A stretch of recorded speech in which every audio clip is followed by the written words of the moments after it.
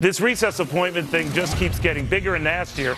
Now the National Right to Work Foundation wants to know whether the president's National Labor Relations Board appointments violate the Constitution itself. Foundation President Mark Meck says, indeed it does. Mark, what have you discovered? Well, Neil, we've got a constitutional crisis on our hands. This president has basically said to the Senate that I was not happy with what you're doing in your Senate session, so I hereby deem you to be not producing or not in session, and therefore I'm going to use my recess ability appointment to nominate and confirm and basically place in office 3 members of the National Labor Relations Board. He's got two problems here specifically. One is Article 1, Section 5, Clause 2 that talks about when the Congress adjourns. I mean, in order for either chamber to have a recess of over 3 days, there has to be a concurrent resolution of both chambers. Even the president's administration, their own administration, and his own lawyers have argued that there is no recess unless 3 days occurs and there's a concurrent resolution passed by both chambers. Secondly, as far as the advice and consent of the Senate, Article 2, Section 2, Clause 2 talks about the ability of the legislature to advise and consent on the presidential nominees. These nominees were nominated on December 15th. There's a procedure that goes through background checks, FBI stuff. The president didn't give the Senate time to do that, and then yet he comes out and says, I have to act because the Senate won't. This is exactly the type of things the Founding Fathers were trying to address in the checks and balances and the separation of powers, and this president's got to answer for that.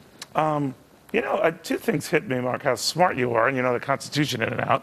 Are you a lawyer by any chance? I'm not, Neil. There's enough of those, and frankly, No, I kid, but because here was my other point. The president could, as a constitutional professor and expert himself, prior to becoming president, prior to becoming a senator, he could say, well, one of the chambers definitely was out. The other was all but out. Well, does that hold up?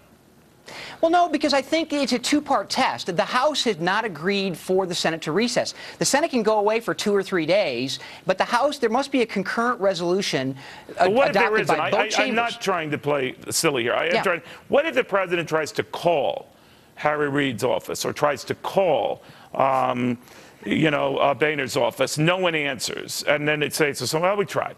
You know what I'm saying? I'm not being facetious, but to the point that the president will counter, well, the concurrent resolution thing, on technicalities, that might be the case, but in all practicality, time of wasting for me to get these guys to a vital job that had to be filled. These guys weren't ostensibly around town. The Constitution addressed that, too, and there is a power for the president to convene Congress and to adjourn Congress.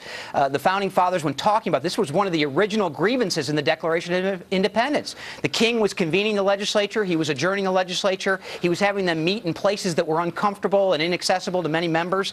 And so the Founding Fathers looked at this and said, there may be a time. So it doesn't matter where you meet. You could just as well meet at a Denny's, but you could meet. It doesn't have to be that venue, right? Well, the legislative vesting powers give Congress the ability to set those kind of rules. But here's what the president basically said. He said, first, I'm determining that the Senate is in recess. He doesn't have that power. Okay. Secondly, he's saying that I believe that the actions that you're taking are not appropriate for a regular session of the Senate. But is this going any bit? I know you're passionate about it, Mark. Is this going anywhere? Well, here's what happened. I mean, this suit that we filed now was a response to what the National Labor Relations Board did. They filed a motion in a case that we've got against them regarding another issue. They filed a motion of substitution. We thought the judge ought to look at the fact that they can't substitute these 3 members because they're not properly seated. All right. You're good, Mark. You know your stuff. Thank you very much. Mark Meck in D.C. Thanks, Well, stocks up, but don't